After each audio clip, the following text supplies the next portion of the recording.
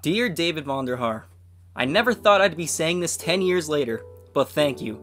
The reason I say that is because the relationship between Vondy and the Call of Duty community was not exactly on good terms. Vonderhaar, what did you do? This is the video. I punched a hole clean through the desk right there. 2 of them. Look what you did! Look what you did! I blamed it for my Facebook login, and then I took Black Ops 2 outside. I'm coming for you, Vondy.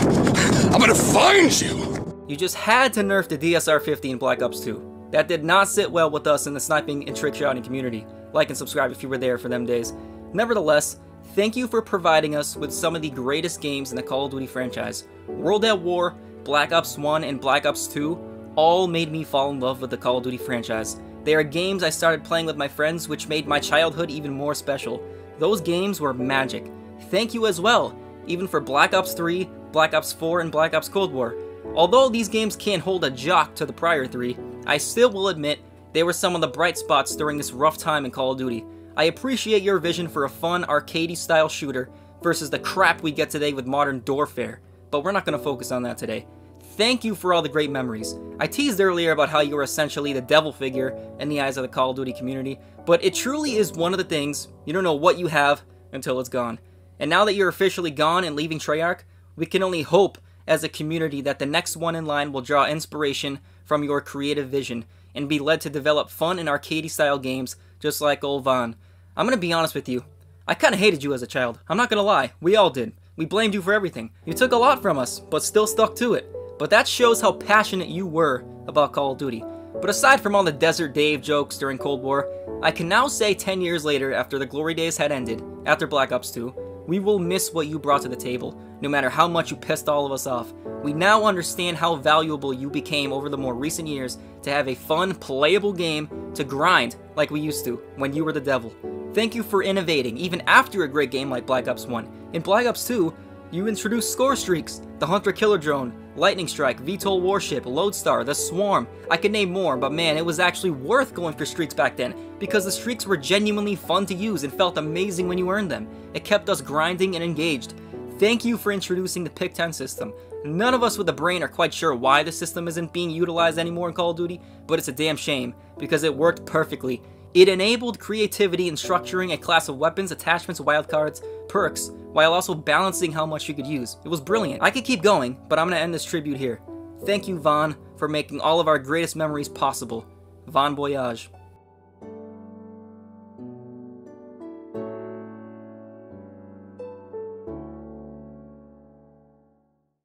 What's going on, my fellow gaming warriors? Tis the one. Hope you enjoyed that little tribute there, and I hope it resonated with you.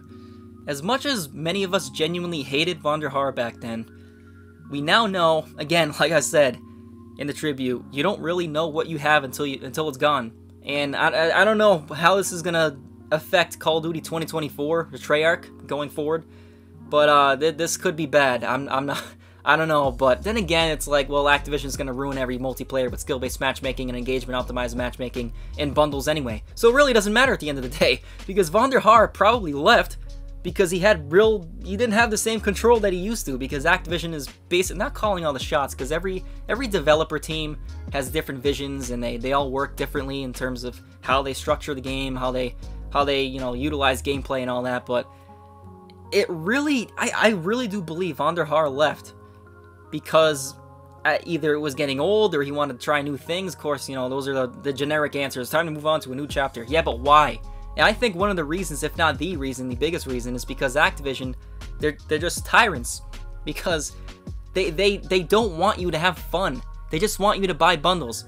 I was thinking about this earlier. I've heard this analogy before, but it's really true. Call of Duty's become like a casino. You don't go to the casino just to walk in and, they're not designed for you to just walk in and just enjoy your time and not spend money. No. You're not spending money only to get into the casino. Just like Call of Duty. These games now, Call of Duty, it's designed for you to not only play the game, just buy your, $70, spend $70 to buy the game and then never spend any money again. And I mean, you can make the argument this was the case with DLC, but that was a lot different.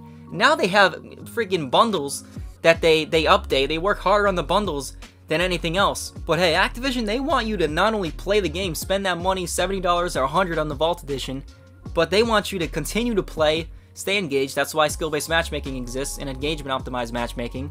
That's why these things exist, these algorithms, these matchmaking systems.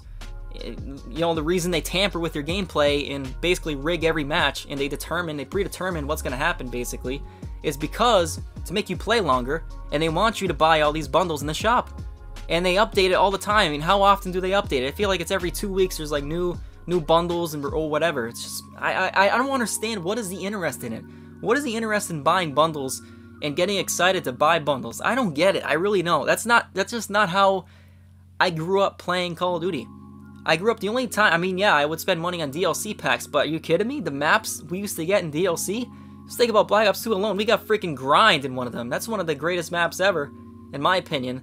And that was a DLC map in the first DLC pack. And there were 16 DLC maps in Black Ops 2, not even counting zombies maps. Forget about zombies. Some of the greatest zombies maps, if not the greatest zombies maps, were in Black Ops 2. And, you know, many of them DLC.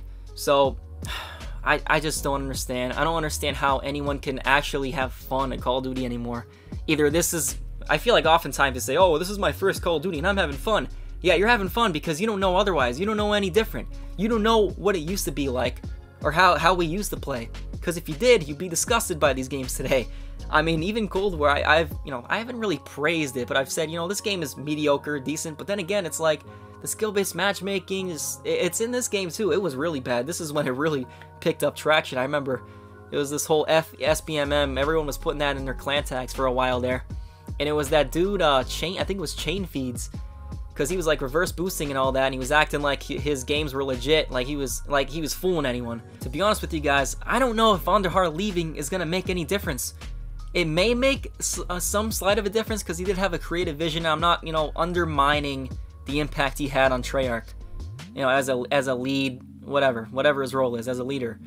But my gosh, it doesn't really matter at the end of the day because Activision is still gonna screw the game up with all these rigged patents and the matchmaking systems. It's just rigged. Like, it doesn't matter. It really doesn't. Just same thing with Modern Warfare 3. It does not matter what they do or who's in charge or what, because at the end of the day, these games are made to make money, not for you to have fun.